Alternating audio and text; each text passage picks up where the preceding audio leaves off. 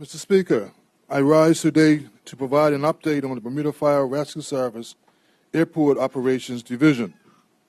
Mr. Speaker, you will recall that I made a statement to this Honorable House on the 1st of July of this year, advising of the revised requirements for the Bermuda Fire Rescue Service at the airport.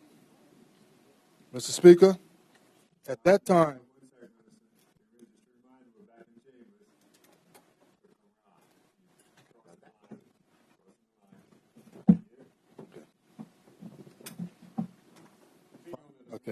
Mr. Speaker, at that time, I advised that the Bermuda Fire Rescue Service operates the airport rescue firefighting services, which provides aircraft rescue and firefighting services for the Bermuda International Airport.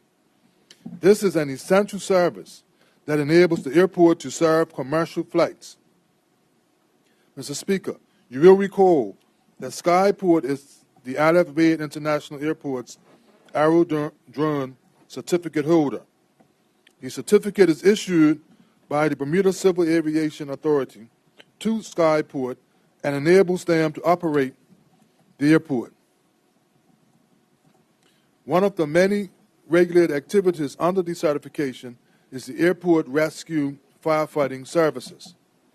Mr. Speaker, as previously advised, the Airport Rescue Firefighting Services is a retained government service as part of the airport project agreement between Skyport and the Bermuda Airport Authority.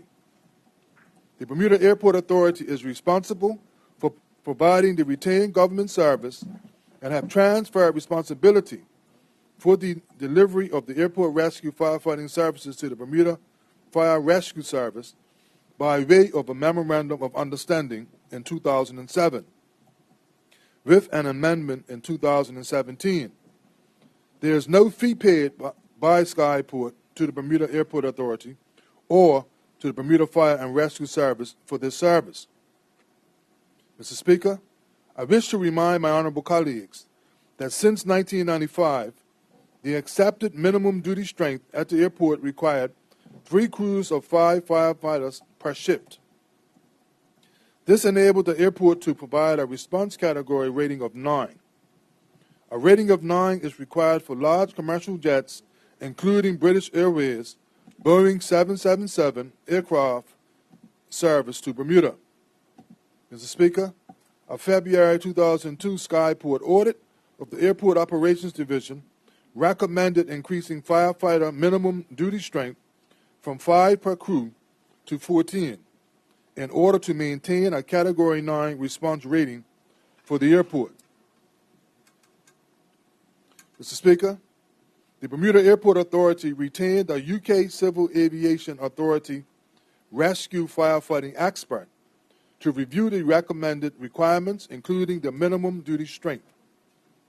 The expert has completed his on-island review, and his report is being used for further discussion with Skyport and the Bermuda Civil Aviation Authority on a minimum duty strength requirements at the airport.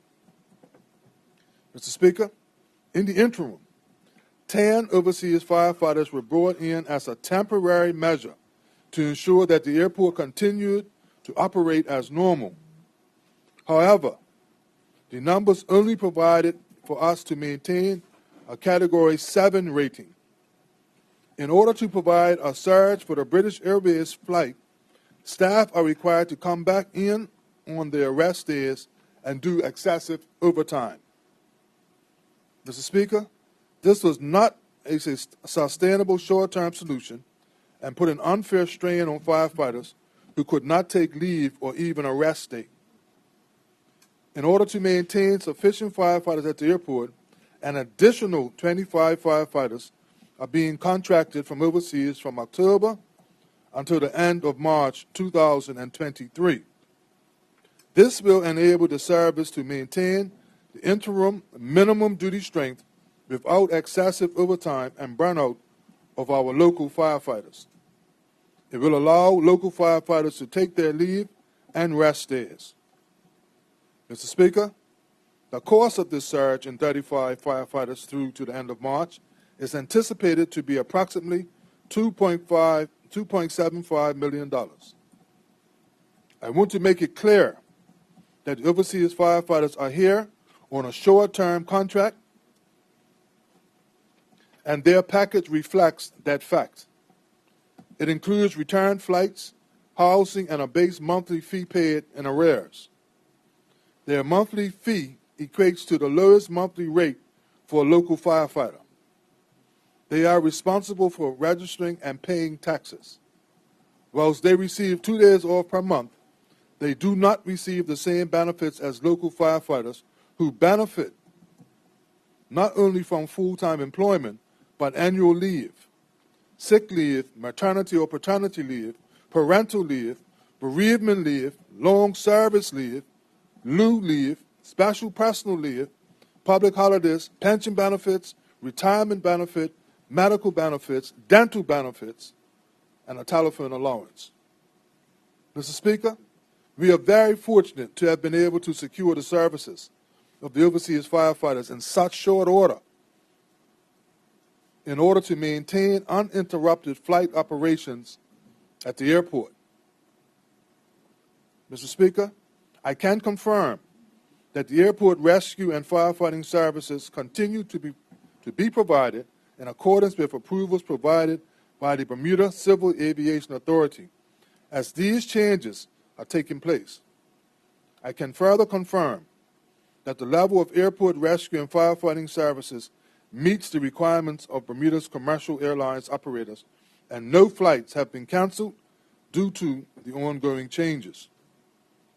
Mr. Speaker, Bermuda Fire Rescue Services' goal is to successfully complete all of the required changes to the Airport Operations Division to ensure there are sustainable resources to maintain the recommended airport rescue and firefighting services.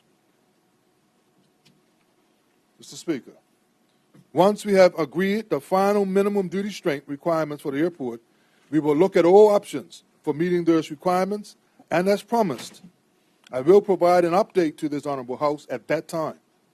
In the interim, 11 local persons are being hired from November to train as airport-rated firefighters, and their training will be completed by the end of March 2023. Mr. Speaker, in closing, I would like to thank the women and men of the Bermuda Fire and Rescue Service for their service, and in particular to those who have stepped up at the airport to meet this challenge. I would also like to thank the executive of the Fire Service Association for their support in this matter. Thank you, Mr. Speaker.